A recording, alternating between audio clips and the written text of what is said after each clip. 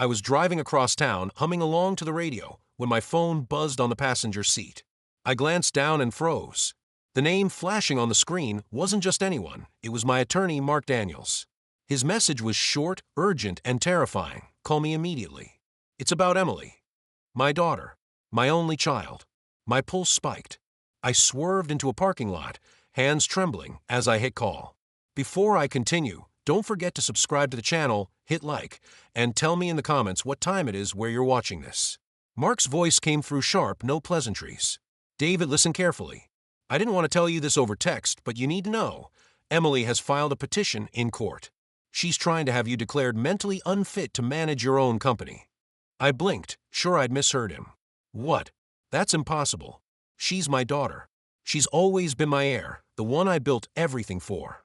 She's working with a group of shareholders, Mark pressed on, his tone tight. They claim you're showing signs of instability. They're pushing for you to be removed as CEO of Harrison Dynamics. The hearing is set in 10 days. 10 days. A lifetime of building gone in less than 2 weeks? I slumped against the seat, staring out at the endless rows of cars, my world spinning. Instability. That's absurd. I've never been sharper. They've gathered documents, David. Financial records that paint you as reckless, testimonies from board members saying you've had emotional outbursts in meetings. They're painting a picture, and not a flattering one. The words sliced through me like glass. I thought back to the last board meeting, when I'd raised my voice over an acquisition deal. I'd called the offer insulting, fought tooth and nail to protect what I'd built. Was that passion, or was that the outburst she was using against me? Mark continued, relentless. Emily has lined up witnesses, James Foster, Carol Stevens, and others. They believe under her leadership profits would soar. She's promising bigger dividends, rapid modernization, massive returns. That's how she got them on her side. I pressed my fist against the steering wheel. Betrayal didn't even begin to cover it. My daughter, the little girl who once begged me to push her on the swings for just 5 more minutes, was now plotting to steal my legacy. How long has she been planning this? My voice cracked despite my best effort. Months. Maybe longer. She's built a case too detailed to have been thrown together quickly. David, we don't have much time. I'll need every financial record, every medical report proving you're in perfect condition, and character witnesses. We must build a defense from scratch. I rubbed my eyes, fighting the wave of disbelief crashing over me. Just 2 days ago, I'd been sketching out plans to announce Emily as my successor within the year. I thought she was ready, thought she respected the foundation I'd laid. Instead, she was trying to bury me alive under my own empire. Mark's voice dropped to a warning. Don't confront her yet. She'll be prepared for that. We need to know her full strategy before you make a move. When the call ended, I sat motionless, the city around me humming like nothing had changed. But everything had. My daughter, my blood, was preparing to drag me into court and strip me of my life's work. That night, I drove to Emily's house, our weekly family dinner, like nothing was wrong. The porch light glowed warmly, as if to mock me. Emily opened the door, her smile wide, her hug soft. Dad, you made it. Come in. Sophie's been asking about you all day. Her daughter, my granddaughter, came running with a crayon drawing in hand. Grandpa, this is us in your office, she chirped, waving a paper filled with colorful stick figures and messy shapes that almost resembled our company's logo. I knelt down, kissed her forehead, and forced a smile. But behind me, I felt Emily's eyes on me, cool and unreadable. My lawyer's warning echoed in my head. She had built her mask well. I walked inside, the smell of roasted chicken filling the air. A family meal, laughter, small talk. But to me it felt like dining in an enemy's camp, every gesture rehearsed, every word hiding a knife. And I realized then, the battle for my company had already begun. The dinner table looked the same as it always did, warm light, polished silverware, a perfectly roasted chicken placed proudly in the center. But nothing felt the same. Every word from Emily carried a double meaning. Every glance seemed loaded with secrets. Her husband, Brian, poured me a glass of red wine, his hand lingering a moment too long on the bottle. His eyes darted nervously as though he knew something he couldn't say aloud. Good to see you, David, he muttered, forcing a smile. I studied his face, searching for cracks in his mask, but he avoided my eyes quickly, focusing instead on arranging the napkins. Sophie climbed into her chair, already chattering about her day at preschool. I clung to her innocent voice like a lifeline in a room filled with deception. Emily sat across from me, carving chicken with the same precision I had once admired in her boardroom presentations. She had always been sharp, meticulous, the kind of person who could organize chaos into order. But now I realized she had turned that same precision against me. "Dad, you look tired," she said casually, spooning vegetables onto my plate. Her tone was soft, but I heard the trap buried beneath it. Was she already trying to set up her case, to make me sound fragile, worn down, incapable? I forced a steady smile. "I'm fine. Work keeps me sharp." I emphasized the word sharp, watching her carefully. For a fraction of a second, I saw her jaw tighten before she smoothed it over with a polite smile. "You've always worked too hard," she said, almost sweetly. "Maybe it's time to think about resting more. Spending more time with family." I sipped my wine slowly, refusing to rise to the bait. "Funny you should say that," I said evenly. "You always loved discussing quarterly projections at dinner. Since when are we talking about family instead of business?" Her spoon hovered in midair, hesitation flashing in her eyes before she placed it back down. "Not tonight. Tonight is about family." Family. The word rolled around in my mind like a bitter pill. Was this her idea of family? Secret petitions, backroom deals, betrayal dressed as concern? I looked at Sophie, who was drawing with crayons beside her plate, oblivious to the tension between her mother and grandfather. I envied her innocence. I wanted to keep her in that bubble forever, safe from the brutal world her mother and I were now locked in. Brian tried to change the subject, his voice a little too bright. "Sophie's been asking about visiting the office again. She loves spinning in your chair, David." I smiled at her, but the thought cut deep. Would I even have an office by next week if Emily succeeded? The rest of the meal was a performance. Emily asked about my health, my sleep schedule, whether I was keeping up with things. Each question dripped with the tone of a caregiver checking on a frail parent. The implication was clear. She was rehearsing lines for a courtroom where she'd paint me as weak, as unfit. My blood boiled, but I kept my face calm, my voice light, determined not to give her the reaction she wanted. I couldn't afford an outburst, not even at this dinner table. After dessert, I stood to leave, thanking her for the meal. Emily walked me to the door, her hand brushing lightly against my arm. "Dad, are you sure everything is okay? You seem different tonight." Her eyes searched mine, and for a moment, just for a moment, I saw the little girl who used to wait by the window for me to come home late from the office, the little girl who once thought her father could fix anything. But then it was gone, replaced by the calculating woman plotting to take everything from me. I forced a gentle smile. "I'm fine, sweetheart. Just reflecting on how much the company means to me, to our family." The words landed like a stone thrown into still water. She flinched almost imperceptibly, then quickly put her mask back on. "Drive safely, Dad. The roads are slick tonight." I kissed her cheek. She didn't pull away, but she didn't lean in either. Back of my car, rain tapped against the windshield, the city lights blurring into streaks of red and white. My hands shook as I gripped the steering wheel. The betrayal burned in my chest, but beneath the pain was something else, a strategy forming. If Emily wanted to play this game, then I would play too. She thought she had the upper hand with her shareholders and her lawyer, but she had underestimated the man who built Harrison Dynamics from nothing. The next morning, I met Mark in his office. He had transformed his conference room into a war room, legal documents pinned across corkboards, timelines mapped out, names of shareholders scribbled on white boards in red and green. "This is what we're up against," he said grimly, handing me a thick folder. Inside were copies of Emily's filings, claims of emotional instability, supposed erratic business decisions, even notes about me raising my voice in meetings. I scanned the papers, fury rising with every page. They were twisting my passion into weakness, my conviction into instability. "This is character assassination," I muttered. "It's more than that," Mark replied, his eyes narrowing. "It's surgical. She's built this case with precision. She has months of documentation. And she's hired Laura Blake." The name made my stomach knot. Laura Blake was notorious, a lawyer who turned family disputes into theater.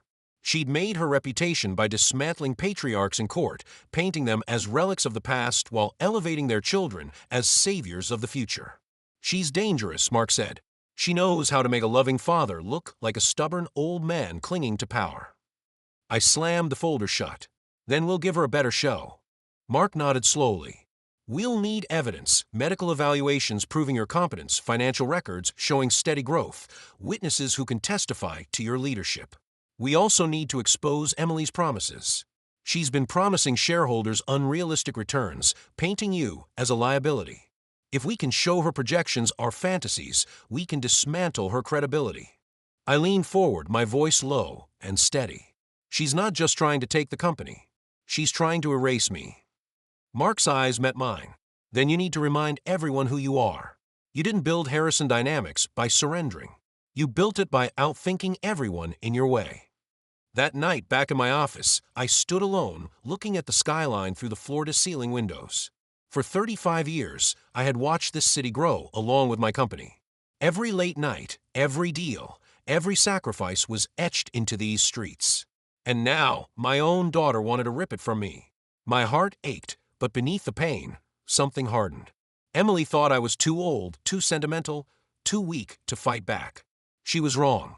The war had just begun. The courthouse loomed in front of me like a fortress, its stone steps slick from last night's rain. I climbed them slowly, briefcase in hand, every step echoing in my chest like a drumbeat. Inside, the air buzzed with tension. Lawyers shuffled papers, reporters whispered to one another, and shareholders filled the gallery seats with hungry curiosity. They hadn't come to see justice. They had come to see blood. My blood. At the center table sat Emily, flanked by her lawyer, Laura Blake. Laura was exactly as I remembered from her reputation. Sharp black suit, predatory smile, eyes like steel.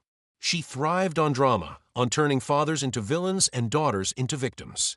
Emily looked the part of a dutiful, concerned daughter, her navy blue dress conservative, her posture impeccable. She didn't look at me once, and that cut deeper than any blade.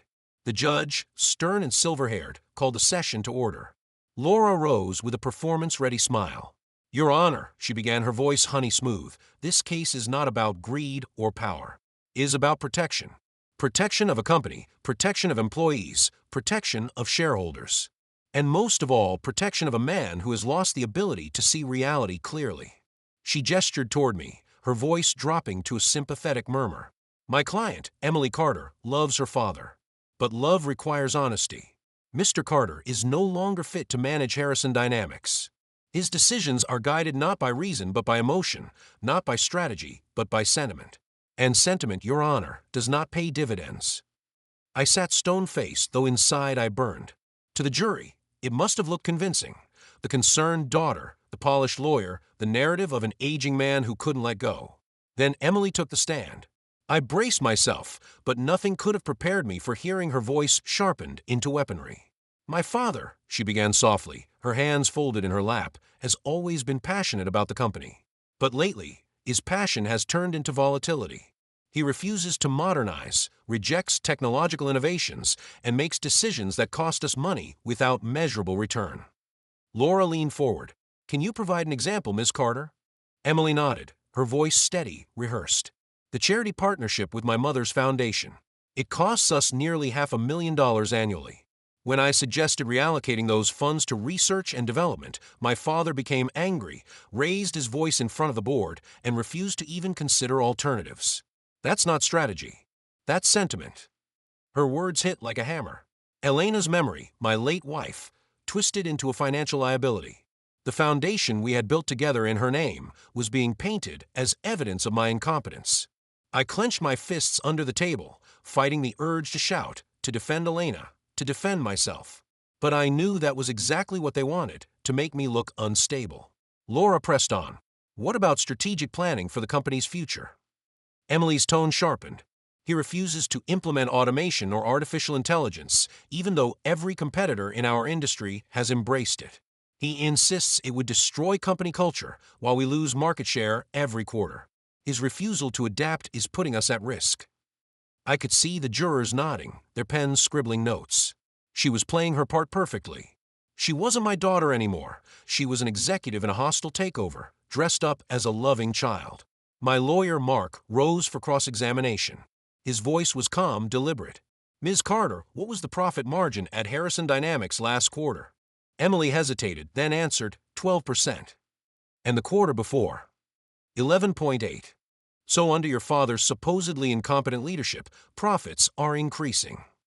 Mark's voice was a scalpel, each word slicing cleanly. Emily's jaw tightened. Short-term increases don't guarantee long-term sustainability. Mark nodded slowly. And what about employee retention? Emily's eyes flickered. 93%. Mark's eyebrow lifted. And do you know the industry average? Emily hesitated again. Around 65%. So your father maintains higher employee loyalty than nearly any competitor in the industry, while also increasing profits. Mark leaned in slightly, his voice firm. Would you call that incompetence or leadership? Emily's mask cracked just slightly, but Laura was on her feet with an objection before the damage could spread. The judge sustained, but the seed of doubt had been planted in the minds of everyone listening. The session adjourned for lunch. I stepped out into the courthouse hallway, my chest tight, my mind racing. Reporters swarmed, shouting questions, cameras flashing. I ignored them, walking past with Mark at my side. She's good, I muttered. She's rehearsed, Mark corrected. But rehearsed performances have cracks. We just have to find them. As we walked toward the exit, I caught sight of Emily across the marble hall. She was surrounded by her team, but for a fleeting moment, our eyes met. There was no warmth there, no recognition of the man who had raised her. Only calculation. She turned away first, her heels clicking against the floor as she disappeared down the corridor. That night, back in my study, I spread out the evidence Mark had given me. Financial records, medical evaluations, board meeting transcripts. I studied them with the same intensity one had once given to acquisition negotiations and contract disputes. But this was different. This wasn't business. This was family. And family had always been my blind spot. I poured a glass of scotch, the amber liquid catching the lamplight. I thought of Elena, her soft voice urging me years ago to spend more time with Emily, to show her that she mattered. I thought of all the times I had chosen work over home, believing I was building a future for her. Now, she was using that future as a weapon against me. The phone buzzed on my desk. It was Mark. His voice was low, urgent. David, we've uncovered something. I don't want to say too much over the phone, but you need to come by the office first thing in the morning. I think we may have a way to turn this case around. I stared at the phone long after he hung up, the silence of my study pressing down on me. My company, my reputation, my daughter, everything hung in the balance. I had been dragged into a war I never wanted, but I wasn't about to lose without a fight.